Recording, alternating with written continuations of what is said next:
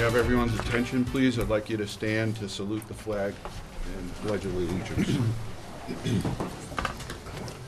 I pledge allegiance to the flag of the United States of America and to the republic for which it stands, one nation, under God, indivisible, with liberty and justice for all.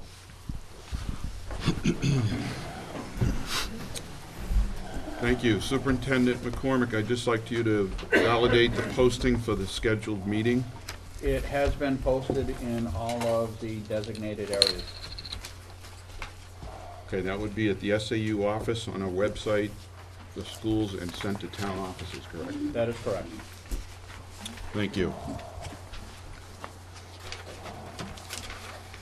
Okay, we're now at item 1C. I'd like to advise everyone in attendance that there has been a change to the recording of the prior year's goal results based on the board survey to goal number 2 being failed, which was to improve board, faculty, staff relations measured by a positive evaluation by same prior to March 2013. The initial review of the survey, without any detail, indicated that we should change that status. There will be additional time dedicated to that to evaluate it more fully. At this point, I'd like to make a couple of announcements. First of all, given that everyone's here and that may have an interest in this information, I just wanted to share with you that the tax cap passed the House this past week. It was recommended out of committee 16-0 in a unanimous recommendation to pass.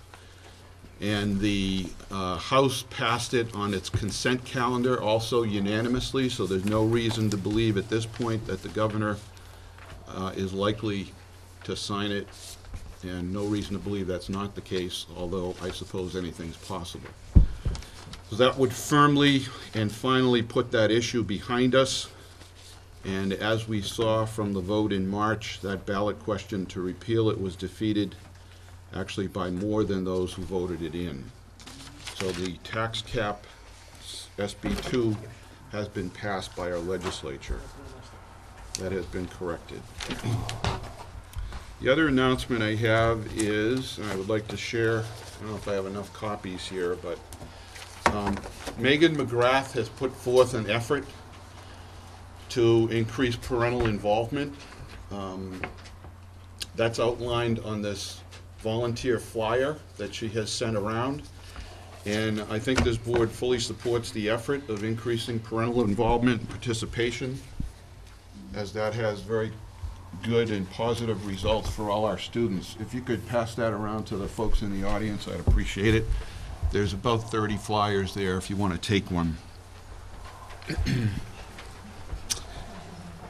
That sort of thing will have a positive impact on student outcomes. The other announcement I have this evening is that the Bristol Nursery School, which is operated out of the Tapley-Thompson Center on Main Street, right behind the SAU, is taking applications for candidates for nursery school, which is the age 3 to 5 range, I believe. So I encourage you to consider this if you have a young child or know someone who does. Okay, just some housekeeping and logistics for this evening. This is a meeting to conduct the business of the district, which is the responsibility of your school board. This is not a planning and dialogue meeting. So the structure for public comment is according to our agenda. I ask that you clearly and slowly state your name and town prior to speaking so that our clerk may get that information correctly and accurately attribute your comments. We will allow as many to comment as possible. At the first segment, your comments are not limited to agenda items. You can talk about pretty much anything you would like, although we do have time limits. At the second segment, which will be prior to when we take any action, our comments are limited to the items on the agenda that you heard us discuss this evening.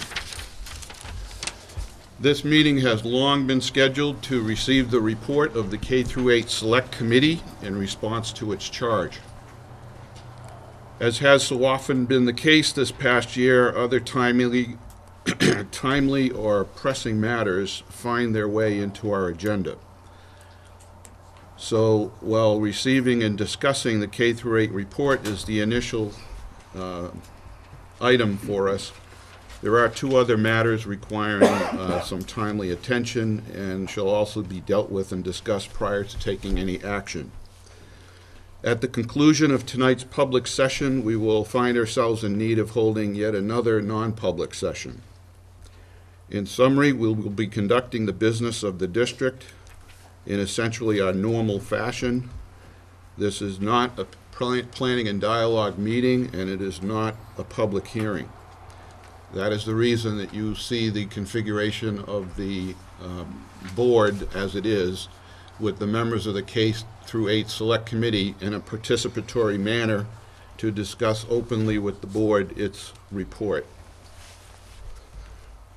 On the topic at hand, there are some wrinkles that will necessarily affect any action on the subject, not the least of which is bringing in a new superintendent, and a petitioned request from Danbury to go to a K-6 configuration, while a legal request to withdraw from the district, also from Danbury. That meeting, first meeting on that item, will be held on May 20th at 6:30 in this room.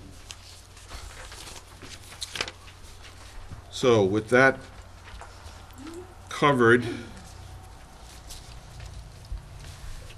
I would like to now move to item 2, which is approval or modification of the agenda. And in light of the attendance this evening, I would like to suggest that we modify taking item 8 immediately after item 5, which would be our second set of public comments, which means that we would move item 8 to become item 6, if you will. And then when we're done with our action items, we can then adjourn to go into non-public. Is there any objection to the modification? Hearing none, the agenda is so mortified. Modified.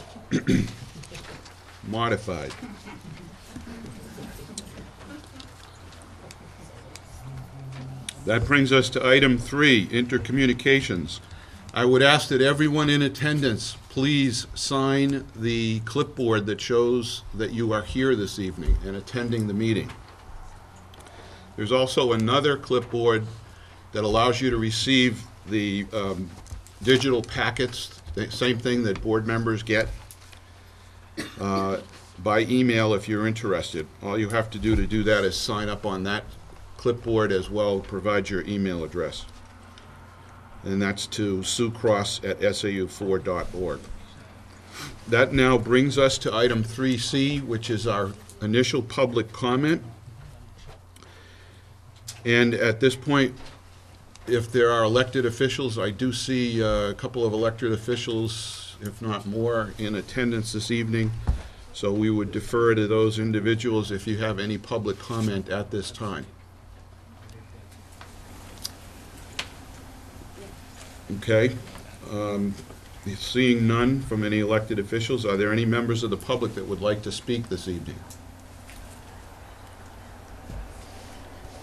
Okay. Seeing none, is Mimi here? No. Okay. And Johanna's not here, okay. Okay, that actually brings us then right away to item 4, which is the first discussion item on our agenda, which is a presentation of the K-8 Select Committee report by the committee membership. So I'd like to welcome you all here this evening. And first of all, I want to take a moment to thank you all for spending as much time as you did on this report and putting in your time and effort in coming to what you've presented us with this evening. Thank you all very much. That kind of involvement is what we need, and I'm glad to see so many interested individuals with us in the audience this evening as well. So on behalf of the board, thank you. At this point, I'd like to turn it over to Vice Chair Ruby Hill, who has chaired the Select Committee. Ruby?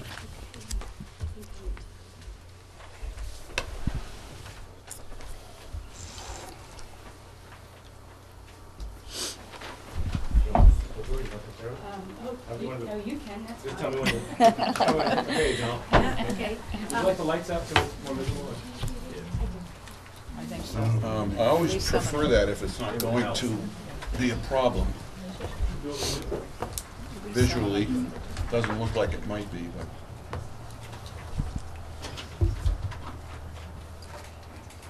You get the other one, Dan? That's better.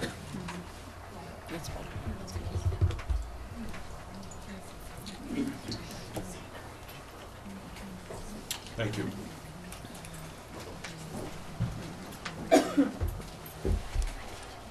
Okay. Next page. Because I think there's more, yeah, okay.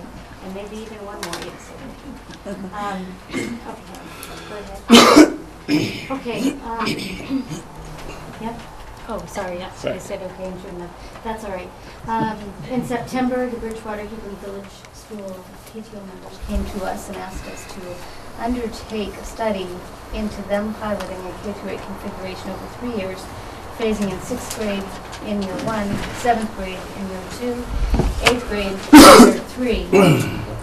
There were people in the audience as well as a board member who felt that if we were to study changing that school, we should study changing the entire district. So the motion was amended to make it a study into the entire district. Excuse me, can you speak up? It's hard to hear you back here. That's not gonna help. No. That's just for the audio feed. Okay, going K through 8, and the motion carried 5-1 with the amender in the minority, and the New Hampton rep absent excused. We can go to the next one. There are 6 things that we were asked to study: likely educational benefits, including academic outcomes. Next, parental involvement in a local K-8 school. Number 3, changes in operational costs to the district over a specific period of time. 4, reasons that interested parties cite for wanting this model. 5, reasons that interested parties cite for not wanting this model. And 6, the implications for the towns and district of remaining status quo.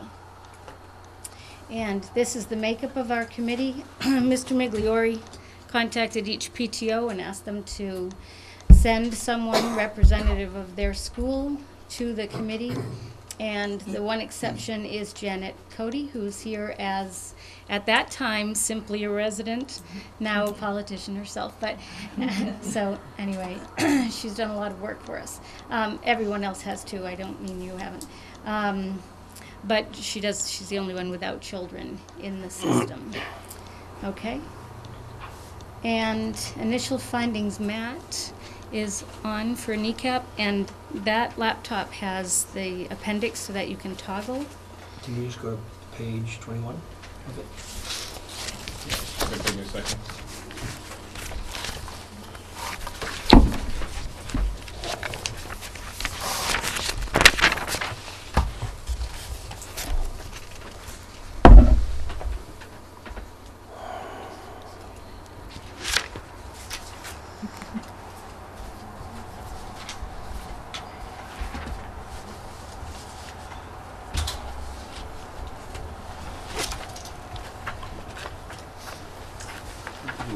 Yeah, 21. You want 21 or 22? 21 is fine, you can start at just top of 21. Sorry. It'd be easier if I sat with you and talked, huh? Probably.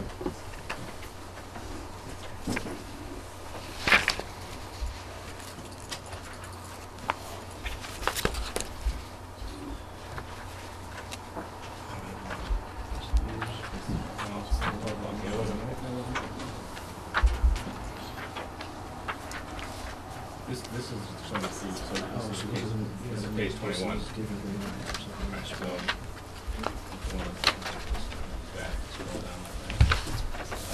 Yes, it is.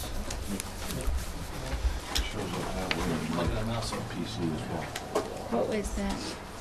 Using the New Hampshire Department of Education website, we were able to go in and look at proficiency scores from the kneecap testing. Initially, we had schools that had K through 8, and then we also had schools that were K through 5. and then at a middle school, 6 through 8. So we tried to make sure we were comparing, similar schools to what we were looking at and getting test scores for the last 3 years. We were able to look at 2011, 2012, again at 09 to 10. Sorry, this is jumping around. And what we're able to do is compare them with the Newfound Area District schools, which are at the top in blue. And it's an average grade proficiency score. So basically combining them all and dividing by the number of schools to get that number to somehow come up with a way to look at the number. Otherwise, it's just so much to look at. How do you compare it? And you could do specific grade to specific grade, but by averaging them out, coming up with numbers. Yeah, excuse me. This is jumping around on me now. All right. Let's try something. Yeah, most. Give me 1 second. So those are the actual scores that exist on the website, and then we were able to take them and put them into a rank order based on the 3-year average of the results. That might fall. Thank you very much. And again, at the top is the average of all the schools in New Hampshire, and then the K through 5, and then the middle school on the right-hand side for us, 69.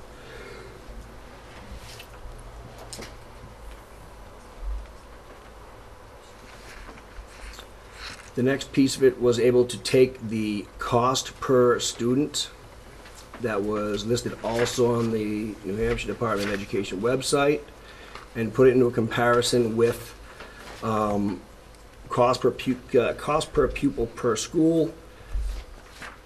I believe we have an analysis that we could review as well with cost per school per kid with their average test scores. Again, it's a lot of information, so trying to find a way to compare it was a challenge. And here is a 3-year cost per student average with combined 3 through 8 proficiency scores on a 3-year average. So it's 6 grades all combined to get a number to put the schools in a rank order. Shifting these around to try and find a way to really compare them, again, was a challenge. And you can see the Newfound Area District schools are highlighted in green. The average without the Newfound schools is in yellow. So you can see what the cost was per student per year. And then it's really in a ranking because this number could have been a formula used in a variety of ways to come up with a number, but this was a way that I could put it into a rank. So the ranking is by average test score?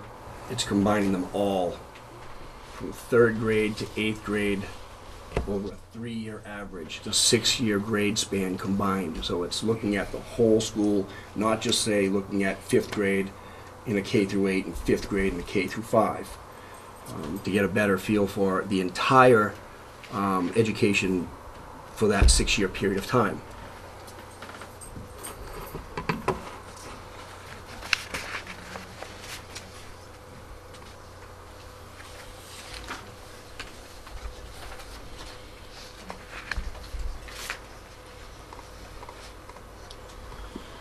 Can you interpret this for us then?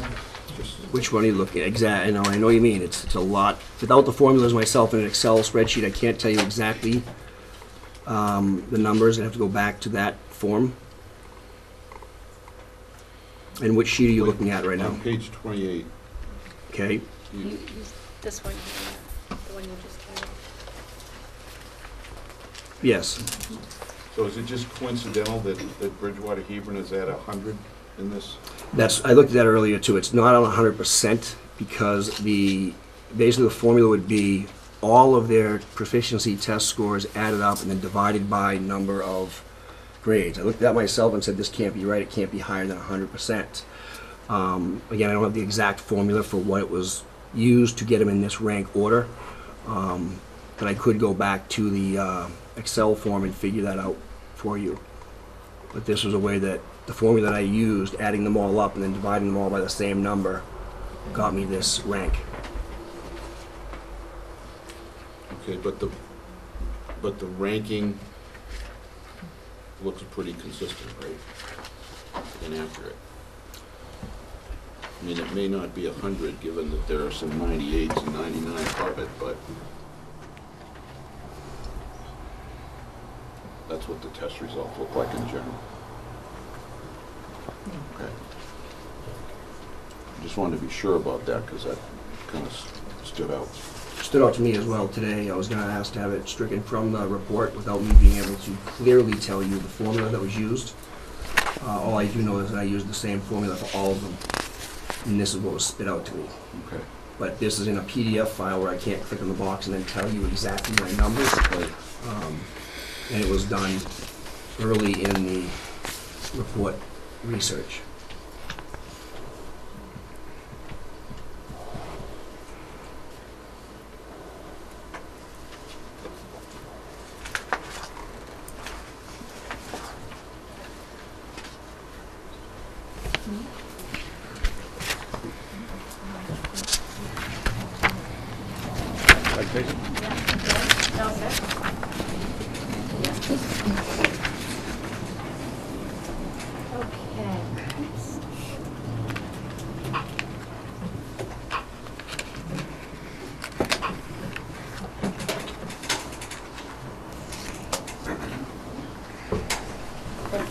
Yeah. Do you want to go back to the appendix? Yeah, thanks. Okay.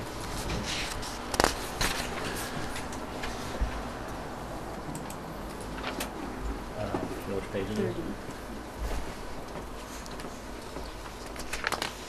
30. Thank you. Sure. Okay, this one took some doing because the questions asked by the state of the schools changed during the 3 years that we were looking at. We wanted to make sure that we looked at the same 3 years for everything. So at the end, first I just want to explain, you'll see a 2-year average that excludes 2008, 2009, even though the numbers are there because they're not measuring the same things that were measured in 09-10 and in 10-11. In addition, we had a staff change between those 2 years, and that made a significant difference in the number of incidences. Incidences represent tardiness, truancy, bullying, weapons, suspensions, lots of discipline issues, and we also had to re-report one of our years because we found in this that there was some information that needed correcting. So I don't remember why the ones on the left are in squares, to be honest with you, but when you're looking at the 2-year average, we are, You want to scroll down? I guess so. Oh, okay, there we are.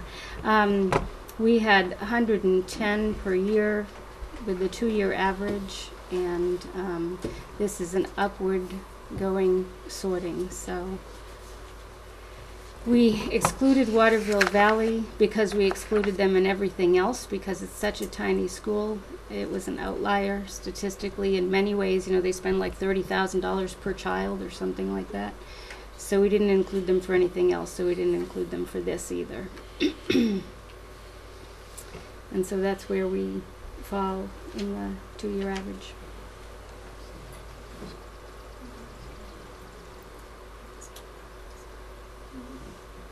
Okay. Also, Back to the, I don't think I'm next, but I'll stay put. Stephanie's next. Just out of curiosity, why did Stratford have 300 or 3.5 times that? I don't know. A lot of that comes down to what the principal thinks too. Like one principal can be like super strict and follow those guidelines. Some can be like, you know. Yes, So it's really flexible. and we had over 300 the year before, and that's why it was stricken. And then Miss Lewis took over that position, and ours dropped significantly when that happened. My turn? You're up. Okay. We wanted to gather more information about about K through 8 schools throughout the state. We get we had surveys done on approximately 15 schools. The questions asked, I don't know what page it would be in that. In here it says like page 30 or 31. 31. Okay. Everything from curriculum programs, allied arts, grade configurations, do you separate the older students from the younger students, that type of thing. Percents of 504 plans, percents of IEPs, how many towns are served by the schools. And then it asked about extracurricular activities, field trips, technology, the library resource centers, and participation by the community, such as parents and whatnot. And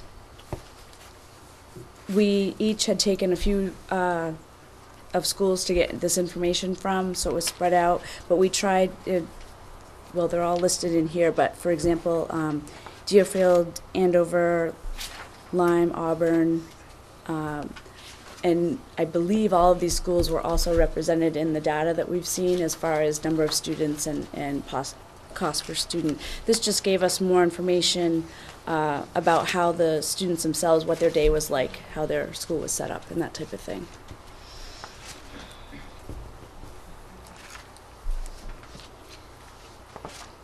And we have different formats for those pages, yeah. Right. Depending on who got the information and who reported.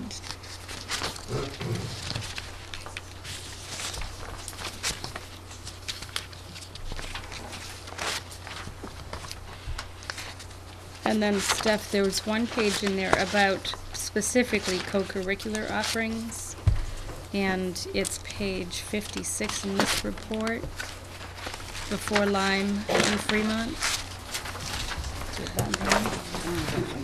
I don't have the 100-page report on me. You don't have to say anything. Oh, I just okay. want to point out it's in the middle of the report because it came in with Stephanie's information, but she looked at co-curricular opportunities specifically. So in the midst of the school's responses is a summary of all the school's responses. Okay, so I'm looking at Exhibit 5, which is a survey of the K-8 schools. And they are listed as Northampton, Tamworth, Westmoreland, starting on page 31 of the appendix and going through page 59. Yes. That continues with Deerfield, Gilmanton, Lancaster, Auburn, Andover, Barnstead, Thornton, Cornish, Colebrook, the so-mentioned co-curricular and extracurricular offerings, and then Lyme, Fremont, and Epsom. Very good.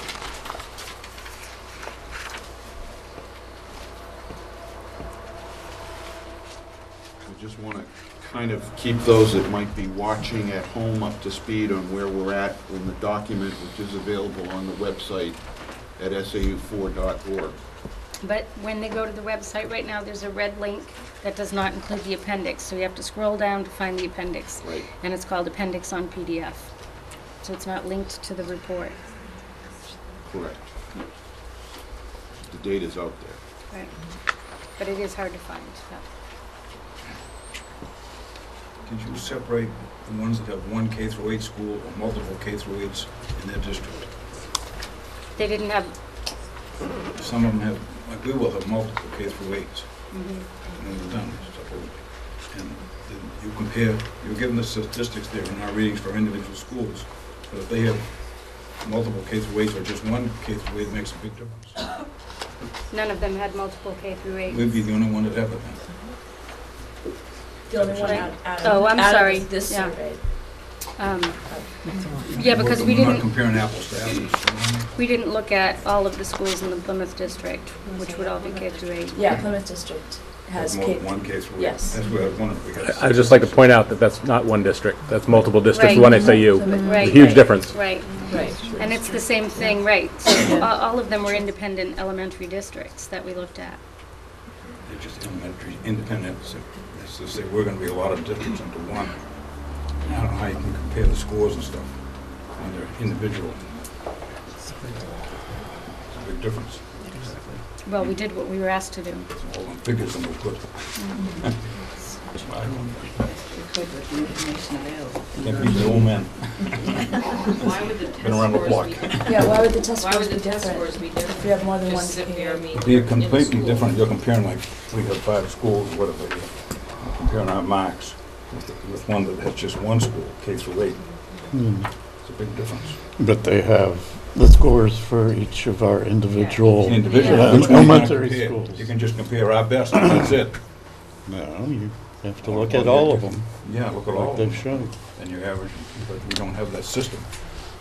They have individual K through 8 schools, period. Well, it's not a perfect world, Lloyd. I know, but when you're comparing it, you're trying to make it perfect. If you're gonna go by ballistics like in a bullet, you gotta have the facts right. That's why your data's only good as how you collect it.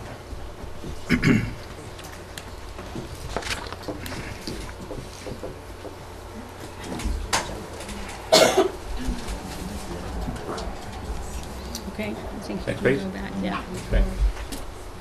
Okay, Janet, curriculum. Correct me if I'm wrong, but I think the curriculum standards that we were talking about as we reviewed the New Hampshire Department of Ed 306.26 for what a local school board shall require in the school if we were dealing with a K through 8. And so the basis of that was, number one, a broad and well-balanced elementary school curriculum in compliance with RSA 193-C3, 3, and this is within the report. It's not in appendices, so I'm not sure what page it is based on what. Number 2, it should be page 8, I think. Number 2 is an instructional program that includes procedures for diagnosing learner needs, learning styles and interests, methods and strategies for teaching students, research-based learning opportunities, techniques for evaluation of student outcomes, and provision of differentiated instruction for students based on learning styles, needs, and interests. Then on B, a local school board shall adopt for each school a local time schedule that specifies the distribution and of the instructional time among the following learning areas to be taught in grades K through 8 at all grade levels of the school. So ED 306.31 is relative to arts education. Number 37 is relative to English, language, arts, and reading programs. 40 is relative to health education program. 41 is relative to physical education program. 42 was relative to information and communication technologies program. 43 was relative to mathematics. 45 relative to science education, and 46 relative to social studies programming. Further, under that 36.11, the local schools shall require that each school makes a meal available during school hours to every student under jurisdiction in the accordance with the RSA 189, and provide the qualified individuals such as, but not limited to, the school nutritional food service director, with additional requirements there. And if there was a newly constructed school, a renovated kitchen or cafeteria, you have to provide space for preparation and consumption of meals. So we look to the RSAs for the guidelines to figure out everything from facilities needs, curriculum needs, and whatever, if we were to go to that model. So, any questions on where we got information for the model? You feel comfortable that you covered enough areas thoroughly enough? I think that when we took this into consideration, that led us to looking at facilities, which in some ways was probably more outside our charge, but we figured we needed to look at those based on what we found for these requirements. And within these requirements, once you start doing things, they may take you out of grandfathering or, you know, into other situations. So those will be things that the board would have to consider moving forward.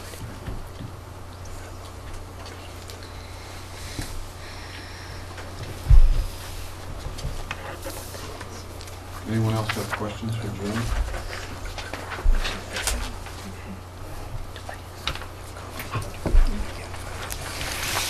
Okay, we have input from 3 principals, from the elementary principals, from the middle school principal. And the elementary school principals were asked what,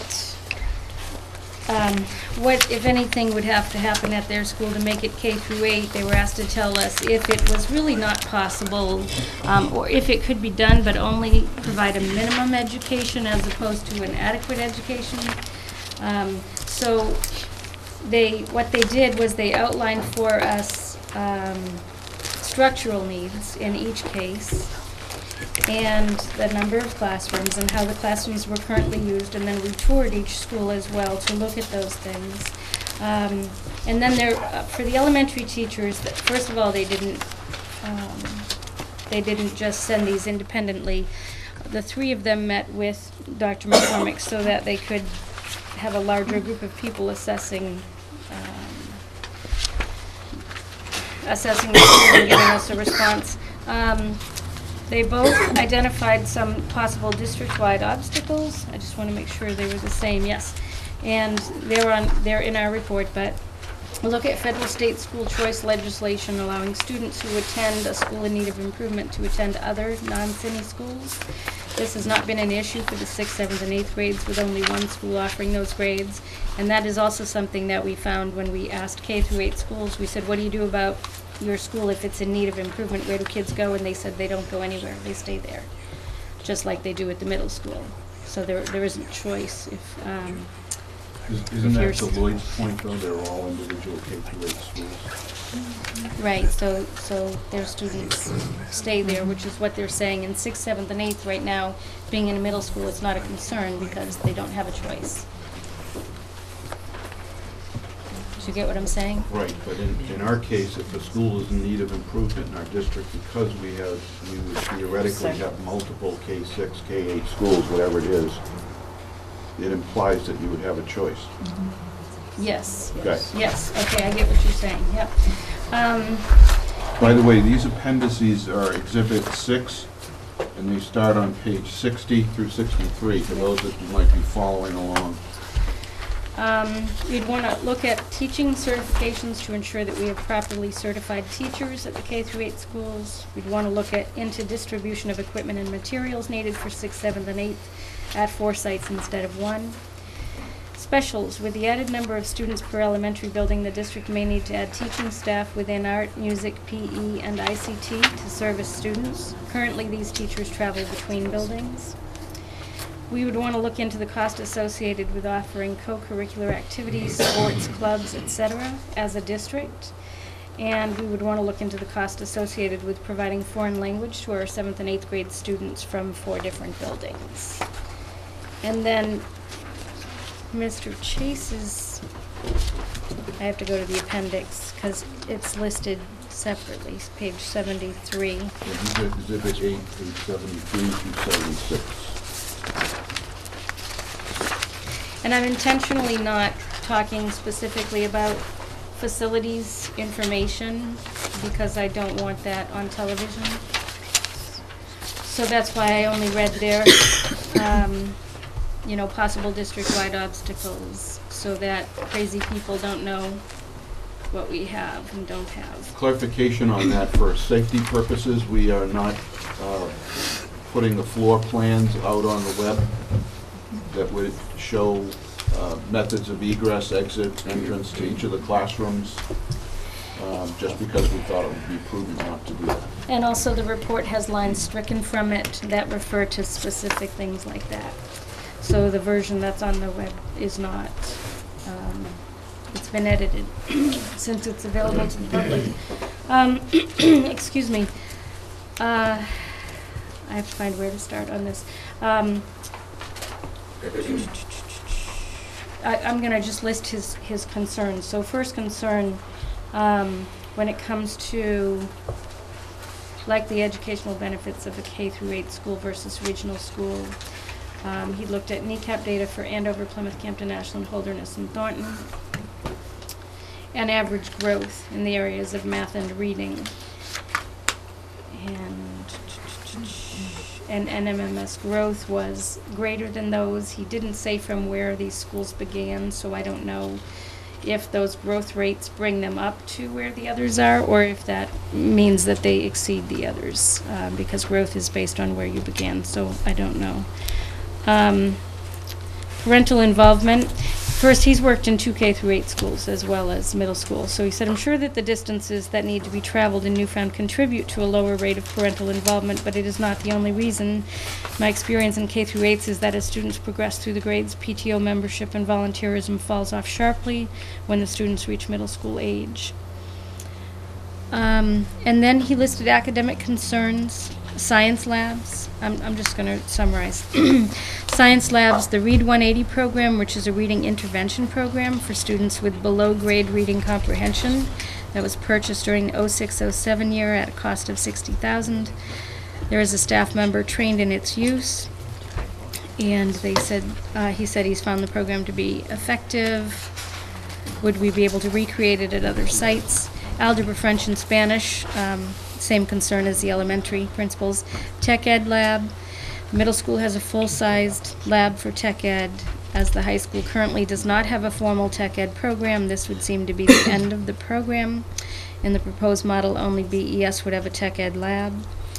Family and Consumer Science lab. The middle school has a full-sized Family and Consumer Science lab. In the proposed model, only BES would have one. So would it be the plan to do capital improvements elsewhere? Health education, there's a full-time health ed teacher and health classroom. Reduction in allied arts instructional time. The middle school students not taking band or course receive 2,940 minutes of PE per year.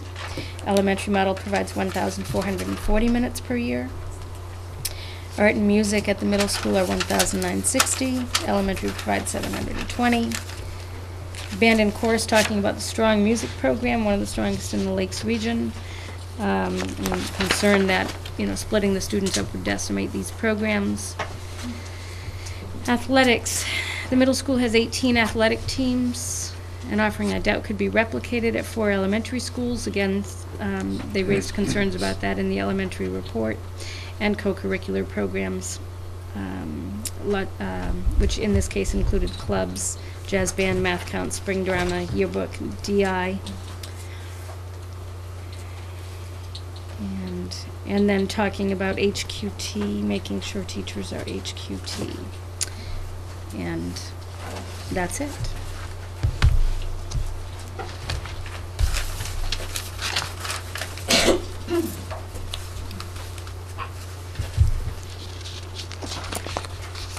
Okay. This is Sue. I guess her name's not on there. No, if you go to the next one, hit it one more time. Oh, okay. There you go.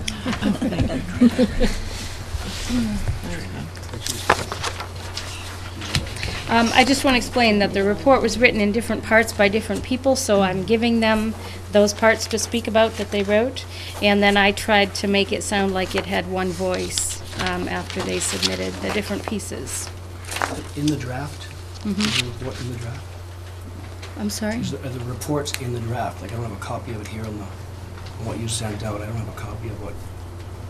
Of what Sue's going to Correct. speak to? You had commented on it in the editing. Okay, I don't see it here on the current one that we're looking at. Oh. Send a majority report. Okay. Charge number 1. What page? 10. It starts on page 10 at the bottom. Well, that's the question. And it really starts on 11. Okay, could you speak to the charge that you're responding to, Sue? Yes. It's in the, it's not the appendix one, it's in the other one. It's in the body. All right. Yeah, sorry. When we took a vote on okay. Charge number 1 was the likely educational benefits of a K-8 school versus a regional middle school, including academic outcomes. Okay. We took a vote on this, the committee, the people that were there at that time. 4 said there was evidence of educational benefit under this configuration, under the K-8 configuration. 3 said there was not, and 1 remained uncertain. So this charge has a majority and a minority report in that order, and my part was the majority report. And what I did was I went online mostly, researched, I put in the question, to compare the academic, the educational benefits of, K to 8 versus middle school versus K to 8. I didn't look for, I didn't go in and ask for how are K to 8s better or how are middle schools better. I just asked for the comparisons. Okay. And I tried to, in the report, just include, the most important facts and kind of condense it.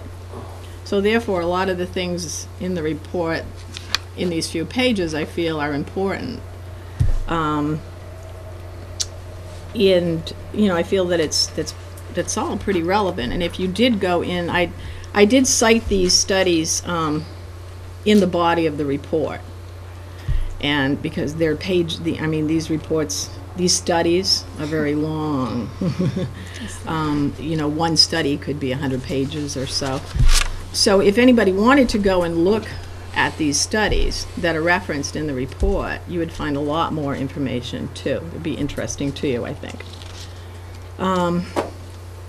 The general consensus on a national level seems to be that academically students do better in a K to 8 setting compared to a middle school setting.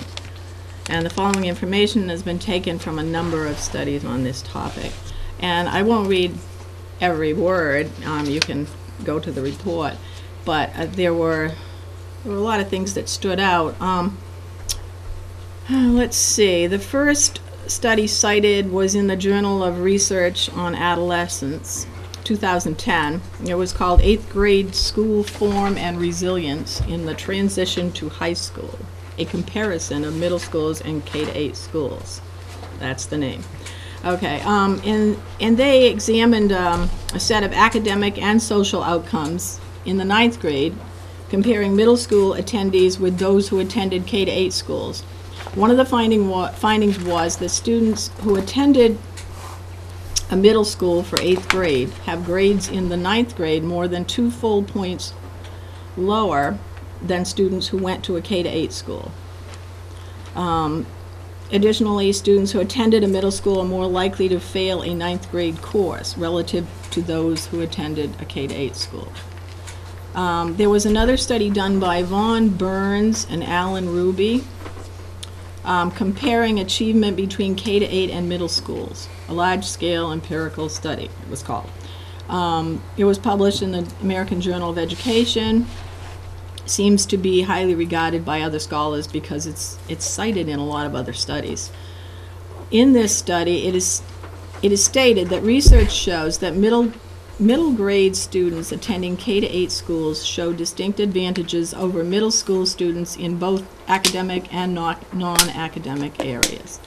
Research has shown that students at K to 8 schools have higher levels of academic achievement, both in mathematics and reading.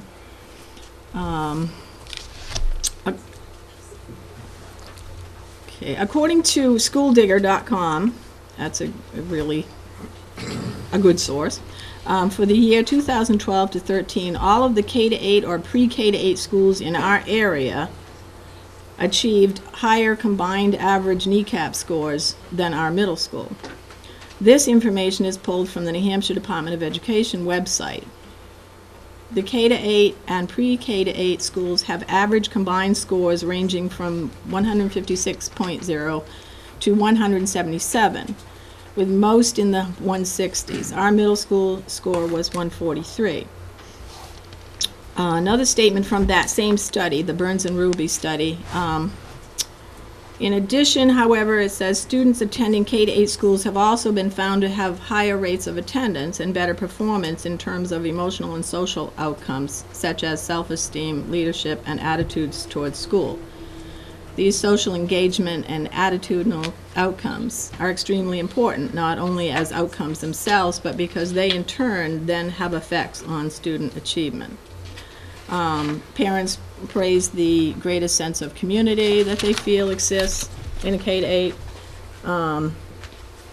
There seems to be, some studies show stronger relationships that seem to exist between students, between teachers, between students and teachers, and between parents and teachers in K to 8 schools. And it goes on, let's see, trying to get to maybe another study here.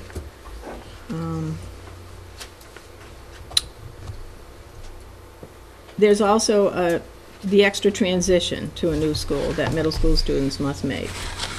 I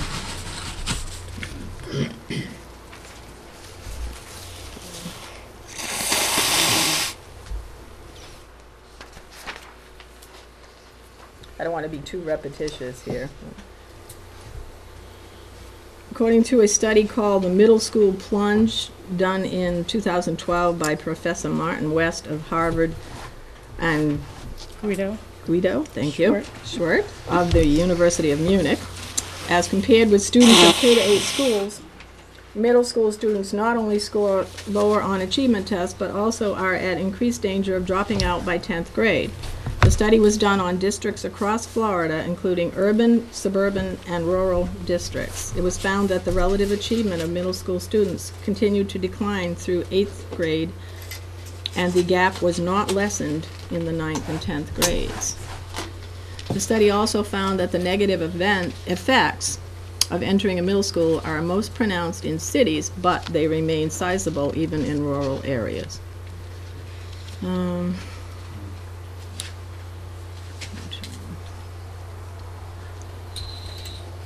And then in a study done by Jonah Rockoff and Benjamin Lockwood, economists from Columbia University, data reveals that test scores of students who enter standalone middle schools experience significant drops in their math and English scores on standardized tests compared to their K-8 counterparts. The achievement gap widens through the middle school years, and now let's okay. Another study done by Philip Cook, Robert McCoon, Clara Mushkin, and Jacob Vigdor, done in North Carolina, found evidence that separating middle school children from the other grades may exacerbate behavioral problems. They found that students who attend middle school in 6th grade are twice as likely to be disciplined relative to their counterparts in elementary school. And they found that those behavioral problems of those 6th graders persist the 6th grade year, and that exposing 6th graders to older peers has persistent negative consequences on their academic trajectories. There's a nationwide trend to return to K-8 schools because middle schools are not accomplishing what they set out to do and have actually worked against the needs of young adolescents.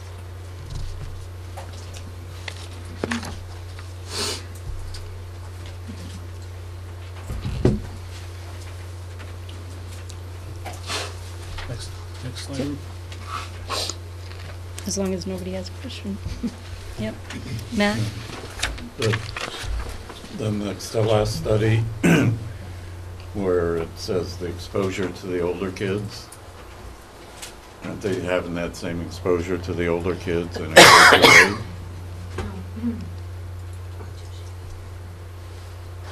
Yes, but only this means exposure to only the older children, not having that base of the younger children too.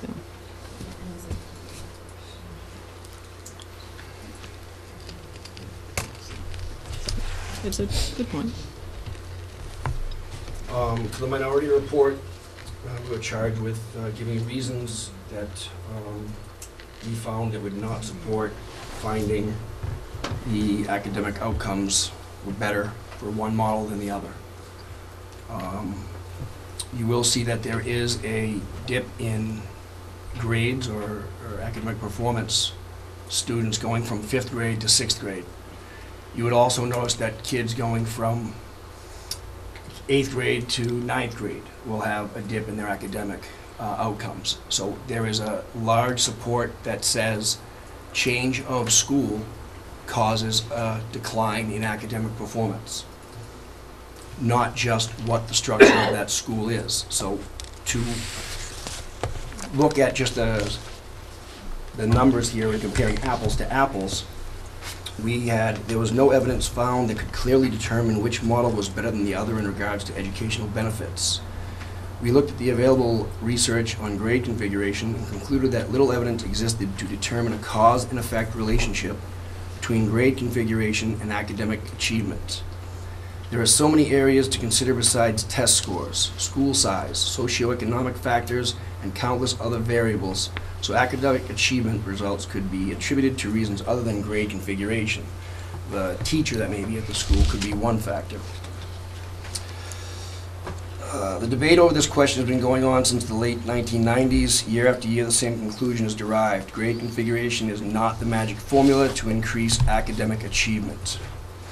An article by McEwen and Dickinson, referred to and discussed in many other research, it's also discussed and used in a lot of research is available. They perform a study to determine how young adolescents experience school in elementary settings and in middle school settings. The study was not designed to prove one way was better than another, but only to collect and analyze objective information. What they found was that grade configuration may not make the difference, but it could make a difference. It presented two designs, one for a middle school and one for grade school. One design is for young children in the schools, and the other design towards adolescent students. The study examined the experience of the young adolescents in both types of school designs. The researchers asked questions about the advantages and disadvantages of placing young adolescents in elementary schools. The questionnaires were then randomly mailed to the K-8 schools across the country in 2003. The additional programs and practices used in middle school grades were derived from the surveys of also in configuration 5 through 8, 6 through 8, and 7 through 8. They were looking to see if practices used in the middle school were also used in the elementary schools for the middle school kids. So is what being done in the K through 8 model for the adolescent middle school age kids being done same in the middle school model? Or is it a different design? The research found that the school design and the programs did have an effect on the young adolescent school experience. A student's experience will be directly affected by the design of his or her school. An adolescent in a child-focused elementary model will miss out on learning from a program designed for an adolescent student would need. Where much of the research in K through 8 is based on test scores and academic benefits compared to grade span, a study by McEwen and others was a discussion for more important topics in the education of young adolescents.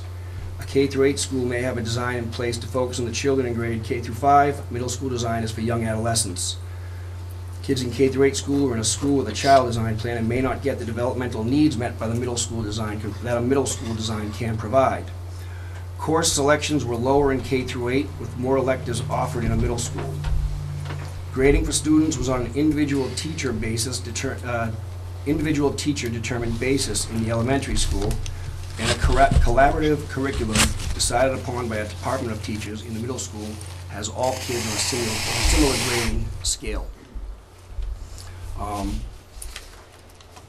just think there needs to be more research done if the K through 8 has better academic benefits, or is there other variables that exist that could attribute to why some schools showed higher proficiency scores or grade scores.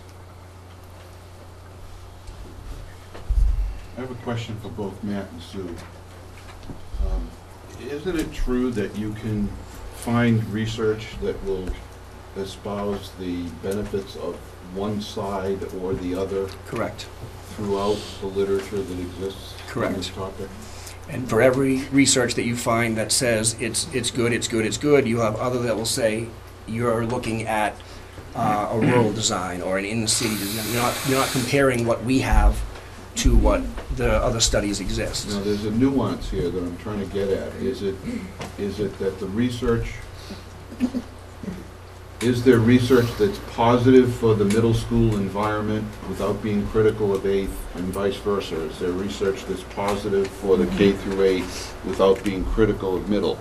Not separate research that is critical of one model versus the other? So I didn't ask the question, how is a middle school good how is a K-8 good? I went in asking for comparisons. Comparison of the academic achievement between K-8 schools and middle schools with no favoritism. All the studies that I happened to find were in favor of the K-8 model. There are two big studies that are competitive in this way, and there's one out of California that supports middle school, and there's one out of Harvard that supports K through 8. And they're both held up as great studies into middle level learning. And so remember that link that Eric provided us and we looked at, it could argue both. It argued both models. And in my letter I say, it doesn't seem to matter what the configuration is as long as they are identified as unique learners with unique needs. Because the reports are, both sides often. And you might find that a K-8 model works well in some places and a middle school works well in other places. There are a lot of variables. Yes. Were there any studies that provided any kind of anecdotal information on one model versus the other? Yeah, there was lots of anecdotal. I think they did studies on places, particular schools, different schools. This is just condensing it, but if you went in and read those reports, you'd see more of the detail.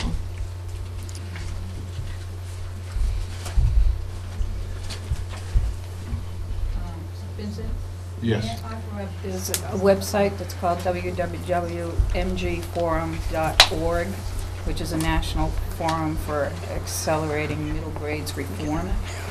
And it connects you with a lot of different studies and schools to watch as far as K through 8, 6 through 8, 7 through 9. So it talks about the academics, the development needs, and all of the other information. So some of the information that I pulled early on gives parents what to look for in a good middle school. Also talks about the shift to K through 8, that kind of thing. Can you repeat that URL, please? www. I got that Hold part. on. MG, this is all lowercase, FORUM, forum.org. Okay. And it comes from SEDL, Advanced Research for middle school and K through 8 configurations. By accelerating middle school reform, did they talk about by changing it or by doing it better, both? It's both. Yeah. So I think their concentration is on the reform and dealing with both the move to K through 8 versus also having a good middle school. So I think you might be able to find the data you're looking for that might support just the information on one versus the other rather than So what I'm getting out of this is you're saying that there is no clear evidence that supports either model to be better than the other. No, you're getting two different opinions on that evidence. But there's no one model that stands out as being better. You've got two arguments saying, this is the better way to do it. To try and say that there's a model out there that we could take and stick into this district that's going to work is next to impossible. Because the variables exist in so many different ways, from teachers to the type of kids we have to number of students, buildings available, you name it.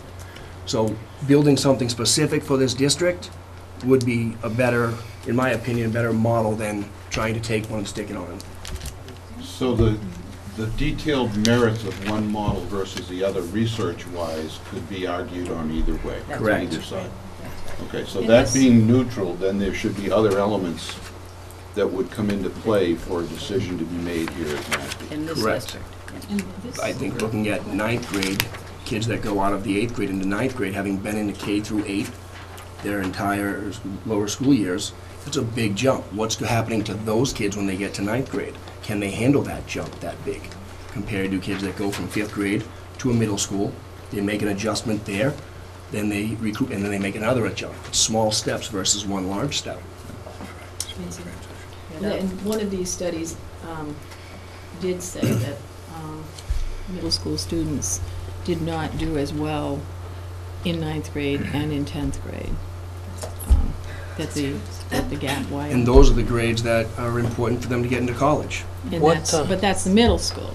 They You said said- that they didn't do as well as K-8 children who came into the 9th and then the 10th grade, the results. Academically. This is about achievement, too. This part of the study is about achievement. Now, having several very prestigious private high schools in the area, I have to ask, was there any information based on children going from a K through 8 environment into the very stringent environment of a private school, private high school?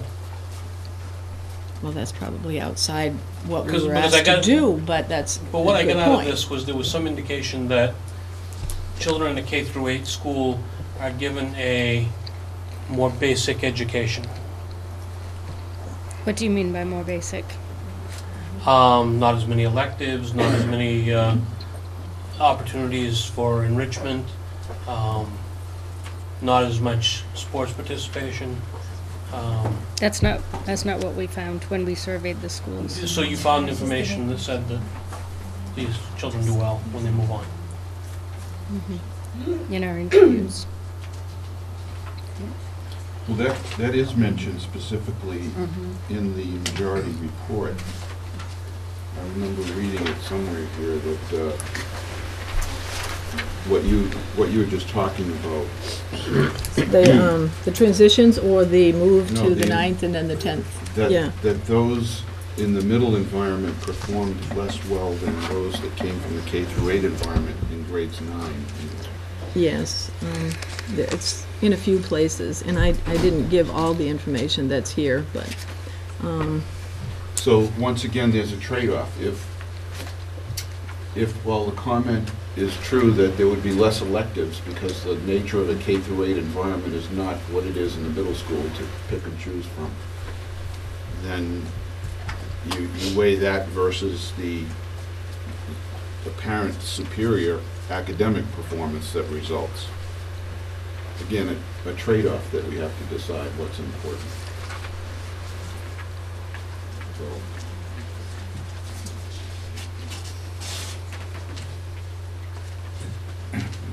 We seem to be going round and round here. We at the point now that we can have a summation of the committee's recommendation.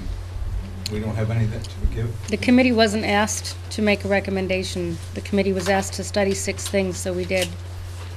Well, does the committee have a position on it? I No, mean, the you committee studied doesn't. it a lot I'm saying all more this than we here, have. and I'd like We're not done yet. I'm We waiting can for a discuss that at punchline. the end.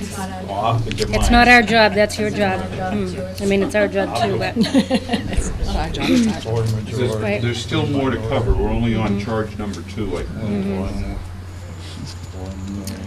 okay. Charge number 2, Jessica, PTO involvement. Yeah, I got the draft, that's what I thought they- Okay, we're now on page 14 in the report, charge number 2. And are you going to reference any appendices?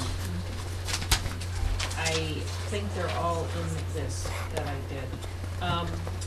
At about the 100 different middle school and K through schools that I surveyed, I did not get a huge response. There's probably about 15 or so, plus also everybody who did their own school that they surveyed got information too about parent involvement. We found that mostly K through 8 schools, the parent involvement is a lot more than at a regional middle school. We believe that a lot of it's got to do with distance and travel for, the parents to go to the middle school to be involved with different stuff. A lot of the K through 8 schools said that they did have a lot more involvement with the younger kids, the parents of the younger children, than as their kids got older. They think that the older kids feel that they don't want their parents around at that time, and they're not in the school doing stuff. They might help out with sports or other extra activities, but they're not so involved in the school as much. But we, as a whole committee group, we all said that, yes, we do believe that K through 8, the parent involvement is a lot more than in a middle school environment. So that, I listed up each school that I did hear from in this report for you guys to read. And there, like I said, there was more in the other individual school surveys too. Now, what is the premise that parental involvement brings to the party? Well, personally, I believe that it's very, very wise of parents and to be involved in their kids' education and to be involved in the schools to help their kids learn and to achieve better.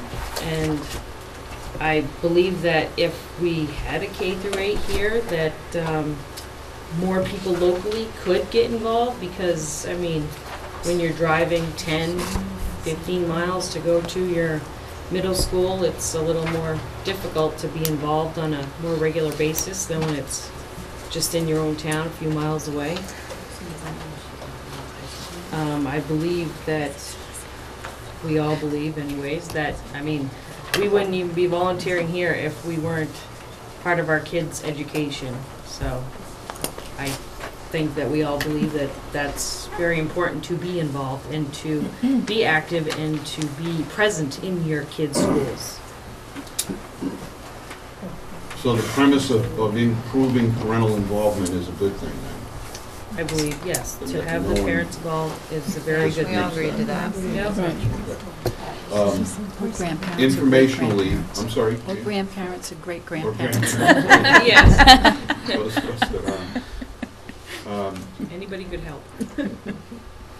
Informationally, the theme that I seem to pull from much of the literature that I've read, from Jamie Vollmer's Schools Cannot Do It Alone, he talks about the great conversation, which is essentially involving parents as well as other members of the community and other aspects of the community to be involved in the school, to most recently the teen assessment survey that was done by Katie.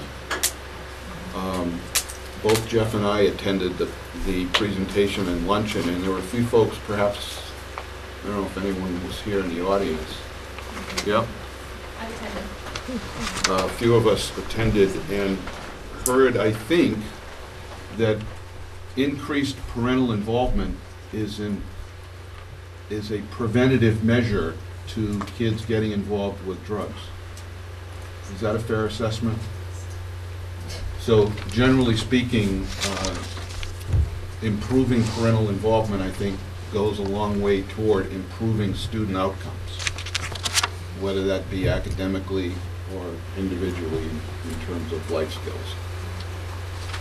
And may I just add that a lot of them too that I surveyed, I asked basically about PTOs too. A lot of them don't even have PTOs, but they're just, nobody shows up to meetings. But it's just nice to have, they have the people, they have the community members who come and help, and parents and stuff, and do the stuff. So it's just not, yeah, we have to have a PTO and we have to have a certain time and meeting and all that. It's just regular daily basis of things of help. Okay. Question, did you look at all to see whether the Bristol families participate in the middle school? I did hear from the middle school PTO president, and she said that her meetings are not hugely attended, but she does have like 76 or 70 something parents that are on her email list, and she says she can email them and she gets help if she needs help. And that was a lot of the middle school principals did tell me too, that a lot of times they don't have the parents come in and they don't see them a lot, but if they do have the email list available and stuff, they can ask parents to help, and they usually get the response and they get the help. But it's just that they're not like, in the school helping like a lot of times you do if you're a local.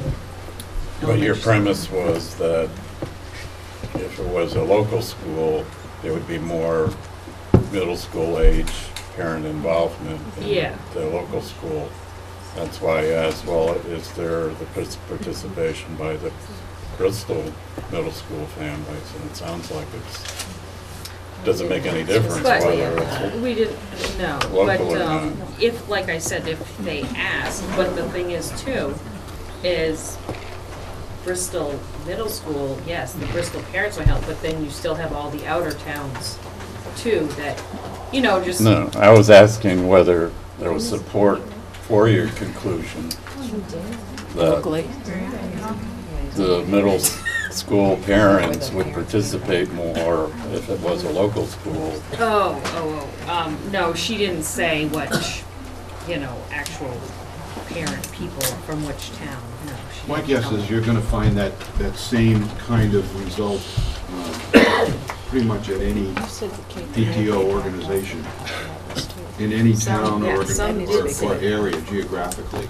It's just, 80% of the work gets done by 20% of the people, kind of a thousand. Yeah. And like she just said, in K-8, some, it does drop off, but it's like the upper parents grades. change.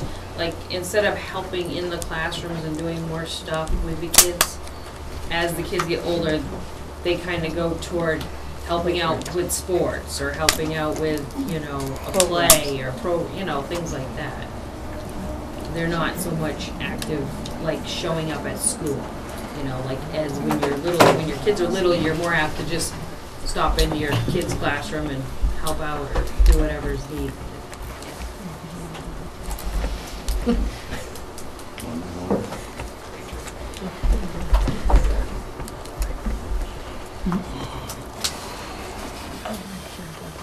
gonna move on. Sorry.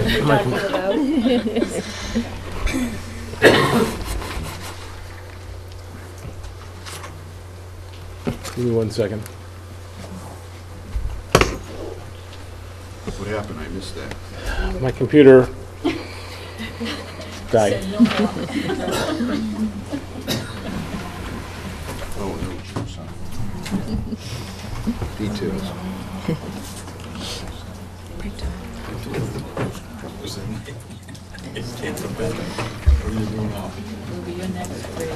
I know. I'm just waiting so people can see what I'm talking about. Charge 3. You know why? That's because you don't have an Apple.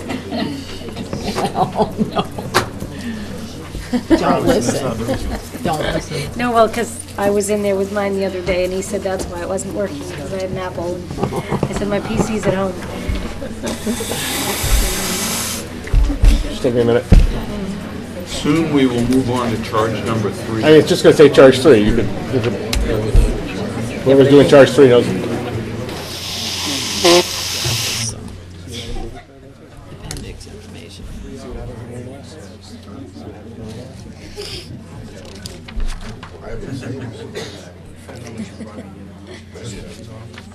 No, I think he has a battery pack next to it.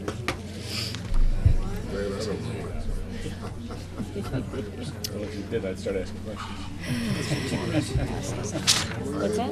People need to process too. Okay. There's a couple that we talked about. Yeah.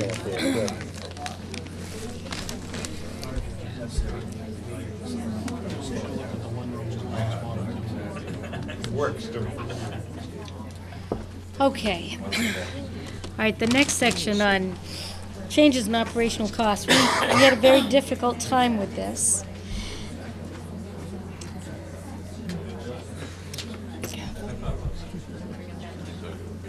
It doesn't matter, we're speaking to the Okay, committee. all right, fine, yep, okay, because of curriculum and facilities, so we said we were sort of going around in circles, because until one thing was determined, we couldn't determine the next thing, and from that, we couldn't determine the change in costs. So, we did get a number through the business administrator, but we really felt wholly unequal to the task here of determining this, because we do not know until you actually sit down and look at what needs to be done in each facility, what, if anything, would be saved because it might just be a matter of people being in different places.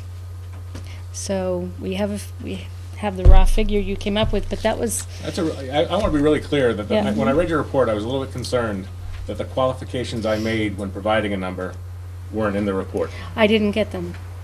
I just got the spreadsheet. So I apologize for that. Well, if you got a spreadsheet from me, there was probably an email that it came on.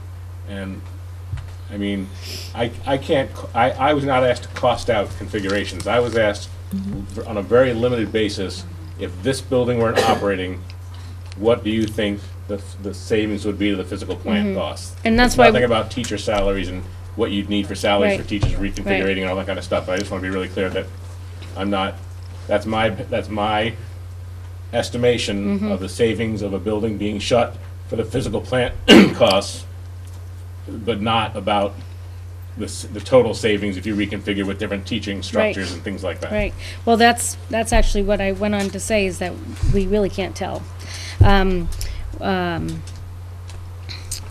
I can't see because of the glare.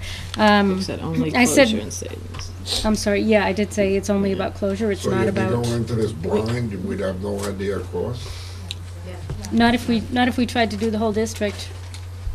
Not really. I mean, it would take the new superintendent sitting down and figuring out who's certified in what area, and what the configuration classroom itself could be, and what the rooms could be used for. How do you make a decision without knowing that?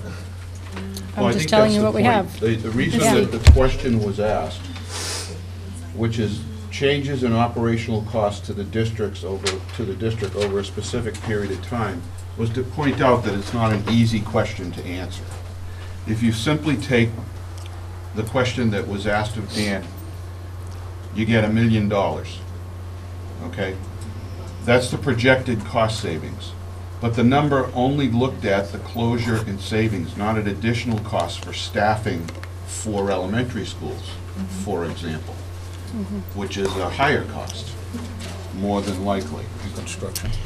So my final sentence was, where savings could be realized, those savings might be absorbed in part or whole by that same reconfiguration. But the other part of this was that what came out of the answer to the question, and it's stated in the report, is the committee did attempt to estimate changes in the professional staff based on New Hampshire minimum standards, and the result was a significant reduction in classrooms necessary. But the district has a tradition of offering smaller class size and those standards in order to provide students with individual attention and differentiated instruction. So once again, there's a trade-off to be made.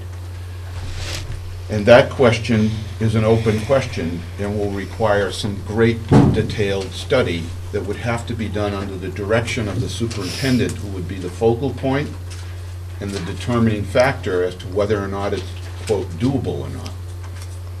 So at this juncture, I think the committee, and rightfully so, said that we really can't address this question beyond what's already been said. We said we're not equipped to do this. You know, that's administration's responsibility. Well, and the thing is, it could be done in various ways. So the cost savings or not would be affected by. A lot of time, and we still don't have an answer because there's parts of it you can't provide answers. So what are we doing? We're answering the questions that we were asked to answer. Well, how would... Until we have the total package, I don't even see any sense of talking about it. Well, I think that the committee could not decide that if the school board were to do this, how would they do it? They would not. They couldn't decide how the school board. Well, the school board can't decide either without the facts. Can't say, the school okay, board we're going would to do have this to get tomorrow, and those. it end up Right. costing $10 million. I think, Really happy. I think, however, that the point you're making is the point that I think I've been trying to make all along here, and that this is no simple task to accomplish, okay? And without a community dialogue on this, it's going to be very difficult to do it properly and with control. And as student population decreases to the point where it magically requires us to close a facility, then we will have no opportunity to do it in a controlled manner. So in answer to your question, Paul, it's not yet justifiable to determine all of the detail necessary to come up with a method to move to a different model, whatever that is. If it's K6, K6, K8, K8, or K5, and then 7 through 12, whatever that is. The point is, we need to open our eyes to the fact that the population trend is continuing downward. Well, we all know that. That's a given. That's a given. But let me put it to you a little differently. I noted a scenario as follows. Think of this as the opposite situation. We have 2,300 kids and our buildings are bursting at the seams. We have perhaps 2,831 kids, and now we must do something to alleviate the overcrowding. Let's build a new whatever. We now have to turn away kids, breaking the law, and we're about to be sued because the 3,014 kids, again, whatever the number is, that we have do not allow us to house a single additional student. It's finally affecting student outcomes. We need that addition on the blank school. Please vote yes on the new school article. The point is that there is some magic number that would cause a building addition or new construction to happen over time. What is that number? How far above that number would we go before we could no longer reasonably go? I don't know the answer to how many students we can sit and educate in this facility, meaning our district physical plant, but it's somewhere above where we are now, significantly so. Because when I was first involved, the number of students was 1,650. To make my point, the opposite, and what is now reality for the foreseeable future, is also true. Our buildings are built to accommodate a maximum of X student seats. Again, I don't know what that number is, but it's higher than 1,650.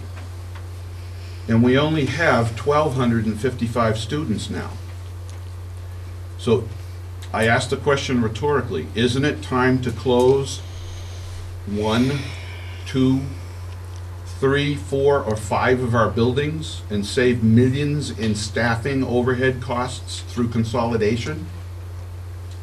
If not now, how few will we need to have before that decision is forced upon us by irate taxpayers with little or no detailed concern for the impact on student outcome?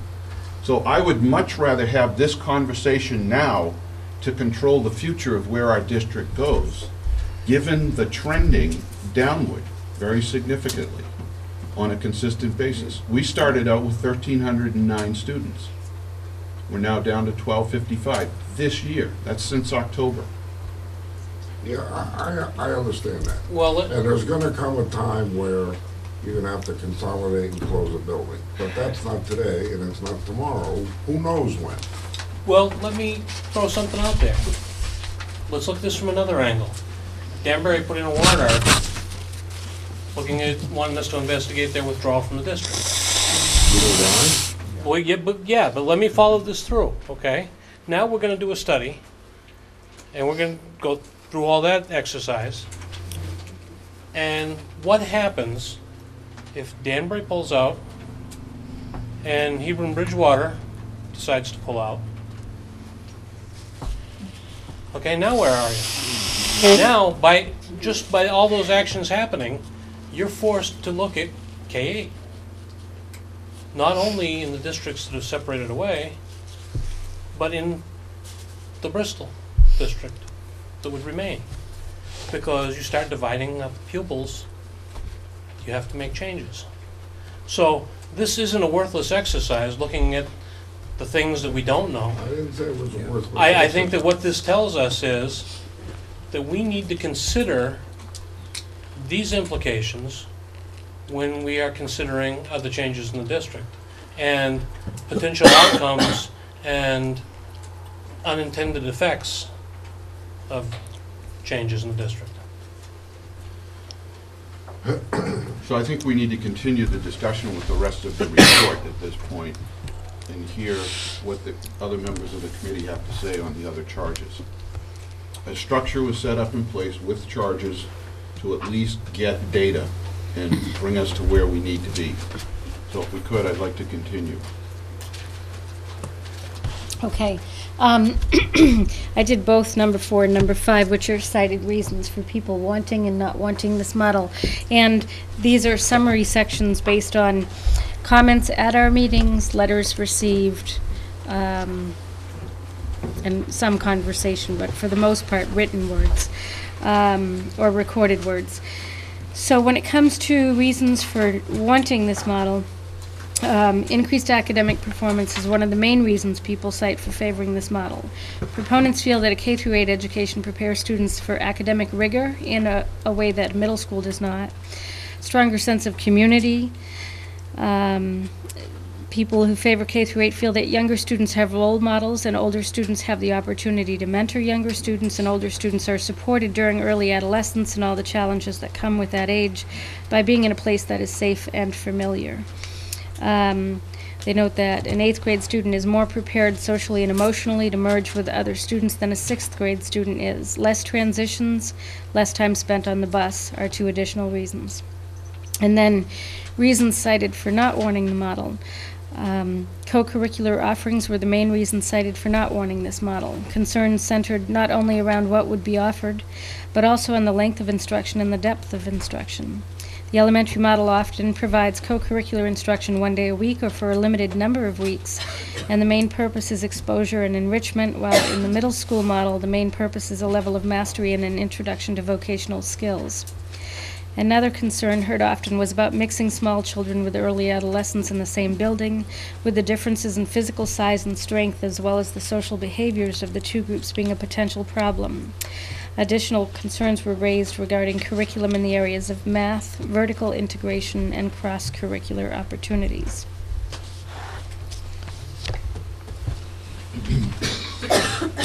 So far, I haven't heard any of the things that, in discussions with the Department of Education,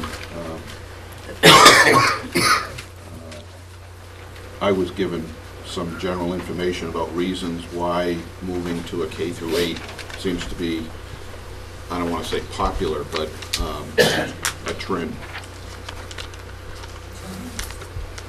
I would say the first thing that was mentioned to me appears to be that there's less truancy in a K-8 model. That was in the incidents report. That's implied by that, and there's a statement as well, better attendance, I guess. So that's consistent. The other thing that was mentioned is there are lower special ed costs due to earlier intervention and prolonged familiarity with students from continuity advantages. I didn't notice any of that in the report. Might be remiss, but. And then a third reason was to delay in the worst case, or avoid in the best case, drug and alcohol abuse issues from peer pressure in the transitional age inherent to middle schoolers. Well, we tried to gather that. It's in the report that we were unable to find any body that collected that so that we could make a comparison. And we contacted Katie, and we looked at the UNH Research Center, and that's how we ended up looking at incidences. We also tried to look at dropout rates, but we could only find dropout rates for high schools, so we couldn't tell where the students came from and whether or not it made a difference. You can't draw a conclusion. Right. That's fair. Increased parental involvement, which is presumed to be a good thing for a longer period of time in the lives of their children, is also a mention, with more effective PTO involvement and influence. Another one that I didn't note in the report was improved leadership skills of K-8 students that manifest itself during high school years. I don't know how you achieve that or how you measure that. And then there's the intrinsic natural benefit of older children learning a mentoring skill with exemplary behavior with their younger peers. Well, that was just in reasons cited for wanting the model. Yeah. And Sue had some research on that as well. And in those studies, if you go further, that's in some of those studies. I know I've read those things. Okay. The special education cost too, I've read that in some of those studies. In the majority report pieces, and if you follow up in the study pieces, you'll get into more depth of, So that might cover information those. is in those there, specific in the areas. reports, okay, in the studies. In the studies. We couldn't attach those So- reports. That's also why the bibliographies were done. Because they're so enormous. And Matt has some also to be added to that. Yeah, but I think it's important to note that with looking at the, the mentoring of the older students with younger students, those schools that we looked at that were K through 8 were designed as a K through 8 school. They were separate. The older students and the younger students did not mix. They did not. The ones that I looked at, The the three that I looked at. researched, all of them said that they did have programs where their older 8th grade or whatever went Right. and helped out the younger Yes. kids, and they did do extra activities with them and That's- reading and stuff. That's correct, but they're not, like. Constantly. Yeah, they're not with them all, yeah. Yeah, they're not passing them in But the they do hall, have they're mentoring separate areas. It was either, physically. right. It was either wings, like with the common stuff in the middle, or 2 floors. Yeah. We do that now too. Our middle schools go to the elementary school and do a reading program with them. So again, that may be what the school board has to determine in when designing the model, or if that's the route you go, what are the important factors that you want to include in Right, something like that. and with consideration to the limitations that we have in our district Mhm. at each of the buildings that would be considered for that Right. purpose. That's right. So this is not a simple question No. in any way. And were we to have to be forced in the 11th hour to do something, that would be not a good thing. It would not speak well of the fiduciary responsibility that comes with one's role as being a school board member.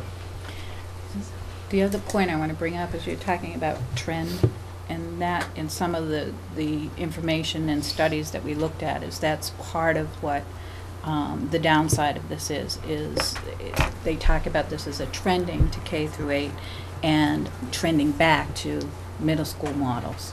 And so you're going to find information out there. You're going to have to realize that by the time you get to a point where you might have something, people might be going back to another model. So I think it would behoove the district to be looking at a model that best serves the kids in the district, that maybe a pulling from all of these things than to necessarily just go by one specific part of a report or one specific issue Well, that is personally, addressed. my observation on that is that I don't see how we can make any, or rather all of the 4 elementary schools in question a K through 8 facility without some sort of capital improvement. That's just not going to happen. So some hybrid of a solution may need to be considered that might work for us, particularly if the student population is in fact diminishing and will continue to diminish. And my research on the demographics say that that is so from a number of different perspectives. Not the least of which is that New Hampshire's fertility rate is 50th in the country, according to New Hampshire Business Magazine. And you would be surprised. Hey, we have a pregnant lady in the audience who's turning that around. Wow, you missed. I have to say that Vince and I were talking about the decline in student numbers, and I asserted that could change in a minute, that somebody just needed to come in and build an apartment housing complex. And I followed through with that and did some research, and while Bristol is a community that meets the requirements for HUD financing, there is no money available in the foreseeable future. So the likelihood of any housing development in the next 10 years, because that's how far out they're planning, isn't going to happen. Not with HUD money. Not with that, there's a new apartment building being built right now. Across from Franklin Savings? That's Yeah. right. There's a habitat. Is that government subsidized? There's Habitat for Humanity. Well, there are all sorts of things like that in the works. There's Doesn't mean people will a- move in. True, there is a complex being considered for Danbury. And Ragged Mountain. They'll have a number of units. I think it's more vacation oriented, but be that as it may, it's very likely But to to continue on with that, I stopped up and at the Hanaway office and talked to Laura Cass up there and asked her, you just built a new 20-unit multi-bedroom facility. How many students did you increase the Plymouth schools by? And it was 14. So it's not the huge impact that I would think it was. She said it's about average. Well, and that has more to do with information that I cited in the annual report to the district that I presented on Election Day. The fact of the matter is that the demographics of New Hampshire are changing, and while our population is increasing, it's increasing those of us with more With old gray people. hair. I mentioned the fertility rate. That was an incidental piece of information that came along with the demographics. Along with that, the other good news is New Hampshire has the nation's lowest teen pregnancy rate. This was as recent as a year ago in the Eagle Tribune, an article that was found there. So the demographics of the long-term situation dictates that we need to look at this. And I mentioned in this annual report, if I could share this point with you, those of you who may not have seen it, although New Hampshire's overall population increased by 6.5% to 1.3 million people from the period of 2000 to 2010, the New Hampshire statewide student population decreased by a negative 7%. And this is from the NewHampshirePolicy.org, which secured that data from the U.S. Census Bureau.